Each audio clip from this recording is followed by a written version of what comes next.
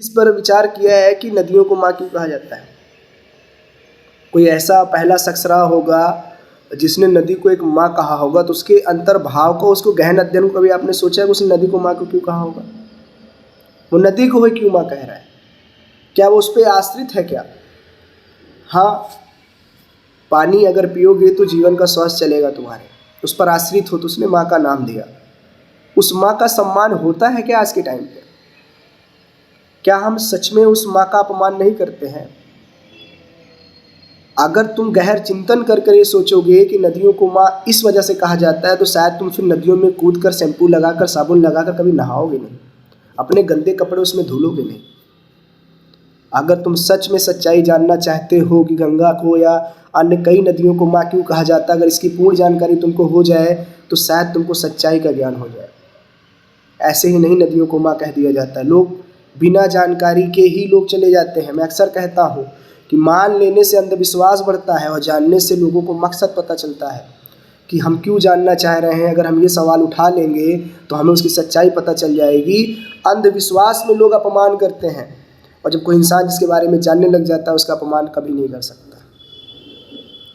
हम अपने माता पिता को बहुत अच्छी तरीके से जानते हैं, उनके अच्छे बुरे चीज़ों को जानते हैं, उनके प्यार करने के तरीक़ों को जानते हैं, उनका क्रोध जानता हूँ मैं कब और कहाँ किस वक्त आएगा।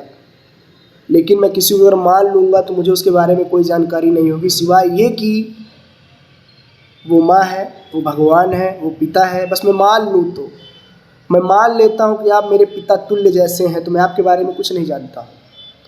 मैं अपने माता पिता के बारे में पूरी जानकारी जानता हूँ। तो जिस दिन व्यक्ति को सर्वोच्च और पूर्ण जानकारी हो जाएगी, उसको बेवकूफ़ बनाना बहुत मुश्किल हो जाएगा। लेकिन हमारी आज की जनता ये कभी नहीं चाहेगी कि वो समझदार बने। उनको सवाल पूछने का अधिकार ही नहीं लगता है। उनको ये लगता है कि सवाल पूछना गुनाह है, और जब तक तुम सवाल नहीं पूछोगे तब तक तुम्हें पूरी तरीके से बेवकूफ़ बनाया जाएगा और तुम बेवकूफ़ बनते रहोगे। बड़े बड़े इतिहासकार उठा के देख लो, जिन्होंने सवाल उठाने की कोशिश किया है, समाज ने उसका बहिष्कृत कर दिया है। और शायद आज भी ये लोग डरते हैं कि मैं सवाल उठाऊंगा तो कहीं समाज के खिलाफ न चला जाऊं। समाज तुमको वहाँ रेंग रहा है, तुम्हें घसीट रहा है, तुम्हारे साथ क्रूर व्यवहार कर रहा है, फिर भी नहीं समझ में आ रहा है। तो सोचो, जिस गंगा को मैं माँ मानता हूँ, क्या वास्तव में उसका सम्मान करता हूँ? अगर मैं सम्मान करता होता तो गंगा को हर साल साफ़ करने की ज़रूरत नहीं पड़ती। साफ़ करना पड़ता है, इसका मतलब मैं गंगा के बारे में कुछ नहीं जानता हूँ। मैं सिर्फ मान लेता हूँ और अपने पाप जाकर उसमें धो लेता हूँ। किस पाप की धोने की बात कर रहे हो? तुम्हारे अंग का, शरीर का मैल जाके धो लिए तो तुम्हारा पाप धुल गया क्या?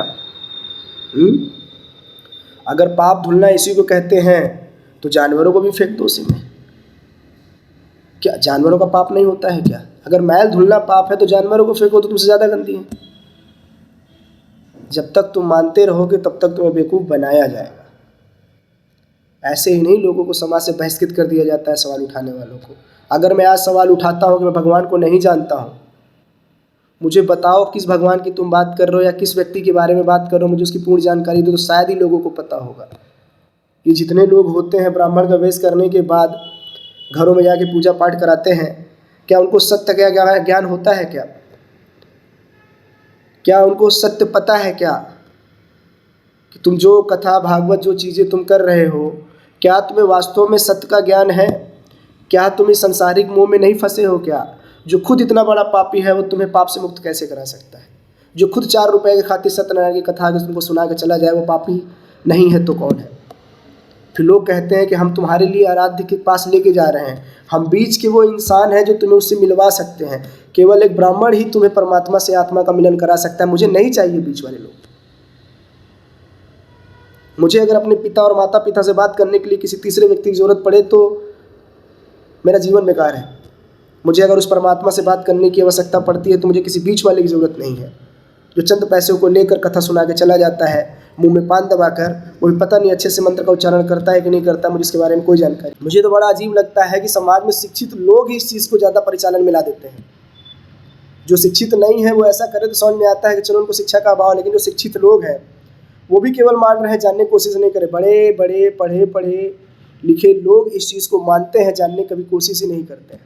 मेरा एक सवाल है आपसे, कि भगवान शिव ने जब रावण को वरदान दिया तो क्या भगवान शिव को नहीं पता था कि रावण एक कामी, क्रोधी और एक राक्षस प्रवृत्ति का इंसान है? किसी इतने बुरे इंसान के अंदर अगर ज्ञान बहुत ज़्यादा आ जाए तब भी क्या उसको वरदान दिया जाएगा क्या?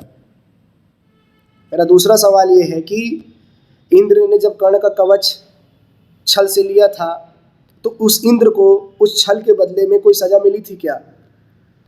मैंने पढ़ा, ऐसा कहा जाता है कि इंद्र ने जब विष्णु भगवान के पास जाके बताया कि मुझसे पाप हुआ है, मैं क्या करूं, तो विष्णु जी ने ये बोला कि अपने पाप को 4 हिस्सों में बांट दो। कितना आसान होता है ये कह देना कि अपने कुकर्म को 4 लोगों को बांट दो, उनको वरदान दे दो कि भगवान है आप। अगर सत्ता जिसके हाथ में है तो वो नियम अपने अनुसार बनाएगा। भाई जिसके पास ताकत होगी, जिसके पास पावर होगा, वो इंसान अपने हिसाब से दुनिया चलाएगा। और निम्न स्तर में रहने वाले लोगों का सिर्फ शोषण ही तो होगा, और तब तक शोषण होगा जब तक वो मानते रहेंगे, जानने की कोशिश नहीं करेंगे। सवाल उठाइए, सवाल आपका अधिकार है, सवाल में ही सच्चाई छिपी होती है। और जब तक आप सवाल नहीं उठाओगे तब तक तुम में और जानवरों में कोई अंतर नहीं है। तुम भी वैसे ही जानवर हो जो सुबह छोड़ दिया जाता है, शाम को खा के चल के चली जाती है। तुम भी वैसे जानवर हो जो समाज में जाते हो, कमा कर चले आते हो, और तुम्हें सत्य का कोई ज्ञान नहीं है। बस तुम फिर कहोगे मैं ज़िंदगी से परेशान हूँ। परेशान तो होइए ना, कभी जानने की कोशिश ही नहीं कर रहे हो। कोई चीज़ कर क्यों रहे हो? किसके लिए कर रहे हो? करने का मकसद क्या है? जब तुम्हें इसी सवाल का जवाब नहीं पता है तो तुम में और जानवरों में अंतर क्या है? वो तो सिद्ध कर देते हो तुम लोग कि all human beings are animal. हम तो भूलना चाहते हैं, बट तुम जैसे लोग सिद्ध कर देते हो बस केवल मानने की वजह से कि सब अच्छा होगा अगर मैं मान लेता हूँ तो। सवाल का जवाब नहीं होता है किसी के पास, बस मान लेना ही अच्छा होता है। मानते रहो।